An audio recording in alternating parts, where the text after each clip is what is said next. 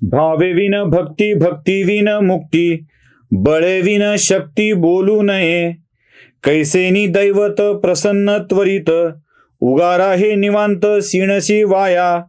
सायास करिसी प्रपंच दिननिशी, हरिसी न भजसी कवण्या गुणे. ज्ञानदेव म्हणे हरी जप करणे, तुटेल धरणे प्रपंचाचे. हरिमुखे म्हणा, हरिमुखे म्हणा, पुण्याची गणना कोण करी. रामकृष्ण हरी. हरिपाठाच्या या अभंगात माऊली इतक्या सुरेख पद्धतीनं समजावून सांगतायत ना, त्यांचं माऊली असणं पावला पावलावर जाणवतं. म्हणजे एक आई आपल्या लेकराला जसं समजावून सांगत असते ना, बाळा नीट वागावं रे, नीट जगावं.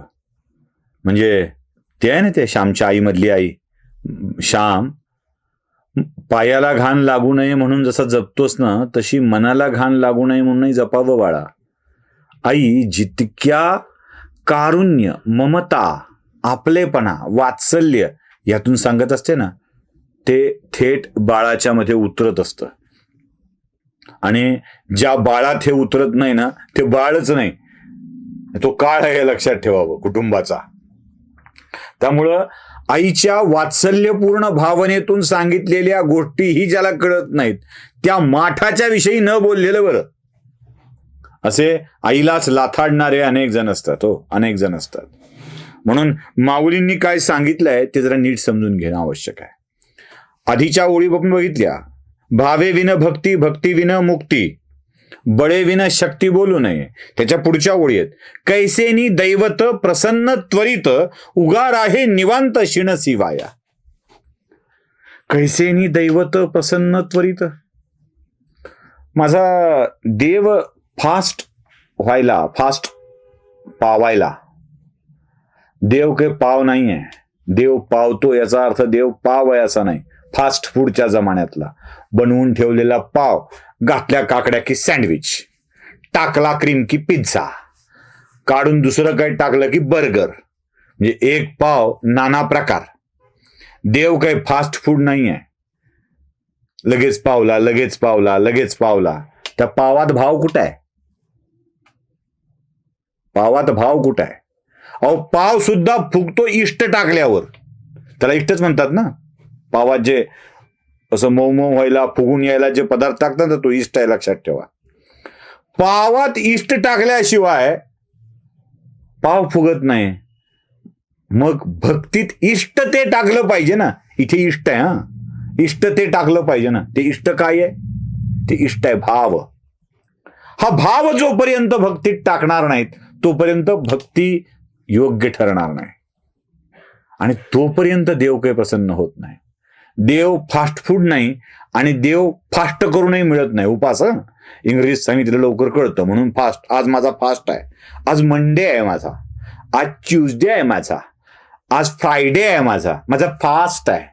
आणि फास्ट आहे म्हणून फास्टचे पदार्थ फास्ट फास्ट खाण्याने देव पावत नसतो. जगाला सांगायला चतुर्थी नसते करायची, जगाला सांगायला एकादशी नसते करायची. तो उपवास नाही आहे, तो उपवास आहे. उपवास कसा आहे? उपवास कसा आहे? उपास म्हणजे उपाशी राहणं आणि उपवास म्हणजे देवाजवळ राहणं. लक्षात. उपास म्हणजे उपाशी राहणं, उपवास म्हणजे देवाजवळ राहणं. देवाजवळ राहिल्या की, देवाजवळ आपण राहिलो की खाण्यापिण्याची भ्रांत राहत नाही, इच्छाही राहत नाही.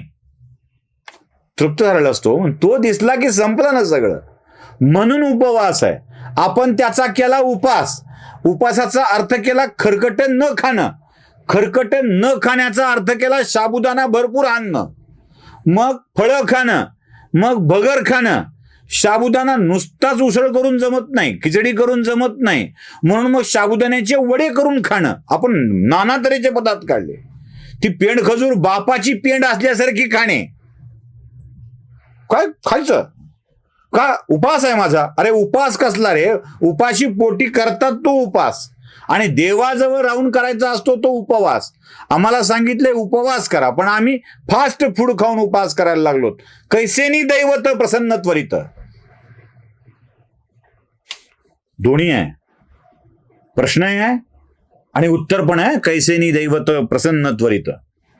कसा देव पावेल तुम्हाला? भावे विन भक्ती, भक्ती विन मुक्ती, बळे विन शक्ती बोलू नये. अरे भाव नाही, भक्ती नाही, बळ नाही, उगाच अवडंबर करणं चाललंय, सांगणं चाललंय आपण पैलवान आहेत, आपण पैलवान आहेत. एक झापड मारली की पैलवान चड्डीत ना. कयाचा पैलवान? कुठला पैलवान? अशा पैलवानाला भक्ती नसल्यानंतर देव प्रसन्न होईल का? आणि देव प्रसन्न व्हायचा असेल, कैसेनी दैवत प्रसन्न त्वरित, कसा होणार नाही? होईल. भाव असेल, भक्ती असेल तर देव प्रसन्न होईल. आणि त्यासाठी काय करायला हवं? उगार आहे निवांत शिनसी वाया. उपवास कर भाऊ, उपास नको करू. उगार आहे निवांत, उपवास कर, देवाच्या सानिध्यात राहा. उगाच रिकामा रानोमाळ फिरतोयस. उगीच मला उगार आहे निवांत म्हटलेत माऊली, मग जावं कुठतरी एखाद्या खळखळ वाहणाऱ्या ओढ्याच्या काठावरती, एखादा दगड बघावा, एखादा पाषाण बघावा आणि त्यावरती ध्यान करीत बसावं, मग देव सापडेल मला त्वरित. नाही सापडायचं, नाही सापडायचं. निवांत म्हणजे काय? उगार आहे निवांतचा अर्थ काय आहे? या निवांत शब्दाचा अर्थ नीट समजून घेतला पाहिजे बघा. या निवांत शब्दाचा अर्थ रानावनात जाऊन निवांत बसणे असा होत नाही, अजिबात होत नाही. पुन्हा अनंत फंदींचा फटका. बिकट वाट वहिवाट नसावी, धोपट मार्गा सोडू नको. संसारामध्ये ऐसा आपला, उगाच भटकत फिरू नको. उगा भटकणे, उगा स्वतःला शिणविणे, यातून देव मिळत नाही.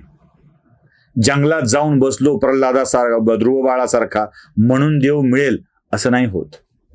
ऋषी मुनींच्या अंगावर वारुळ येत होते म्हणे, मग त्यांना देव दिसत होता. म्हणून मी जाऊन बसेल, भाव न ठेवता, भक्ती न ठेवता देव दिसणार नाही. उगार आहे निवांत म्हणजे काय? निवांत या समजून घेतला पाहिजे. निवांत म्हणजे निवांत स्थळ नव्हे, मन निवांत असलं पाहिजे, शांत अंतःकरण असलं पाहिजे, शांत अंतःकरण. तीर्थातलं पाणी ढवळलं की तळ दिसत नाही. भांड्यातलं पाणी ढवळलं की तळ दिसत नाही. पण ते शांत झालं, स्थिर झालं, त्यातले सगळे कण खाली जाऊन बसले की तळ दिसतो. उगार आहे निवांत. अरे लक्षात. आमचा प्रॉब्लेम काय माहितीये का? कल्लुळाचं पाणी का ग ढवळीलं म्हणल्यावर आम्हाला नागाच्या पिल्लाला कशाला खवळीलं हे वाक्य आठवतं. आमचा प्रॉब्लेम हे आहे. पाणी ढवळू नका, पाणी शांत होऊ दे, तळ दिसला पाहिजे, मनाचा तळ दिसला पाहिजे. एकदा का त्यातला धुलीकणांनी खाली जाऊन बसले, तळात गाळ आहे कळलं की गाळ काय काढायचा हे कळतं, कुठून काढायचं हे कळतं. पाणी ढवळून गाळ नाही काढतायत, घाण नाही काढतायत. मन शांत करा, इतकं शांत करा, इतकं शांत करा की तुमच्या मनातली घाण मनाच्या तळाशी जाऊन बसली पाहिजे. आणि ज्या दिवशी ही घाण मनाच्या तळाशी जाऊन बसेल ना, तेव्हा ती घाण मनाच्या बाजूला करणं खूप सोपं जातं. म्हणून माऊली म्हणतात, उगार आहे निवांत. निवांत राहा, शांत राहा, उगाच शीण करून घेऊ नकोस बाळा.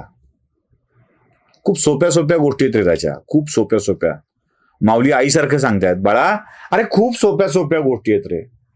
मनात भाव असायला हवा. सागर नद्यांना कधी दूर करत नाही. करतो कधी? सागर नद्यांना कधी दूर करत नाही.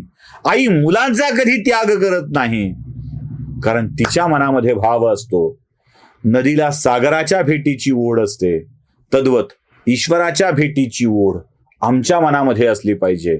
मग तुमच्या त्यासाठी मनाचा तळ दिसला पाहिजे, तुम्हाला दिसला पाहिजे, अशी व्यवस्था करा. आपोआप तुमचं सगळंच चांगलं होईल. रामकृष्ण हरी.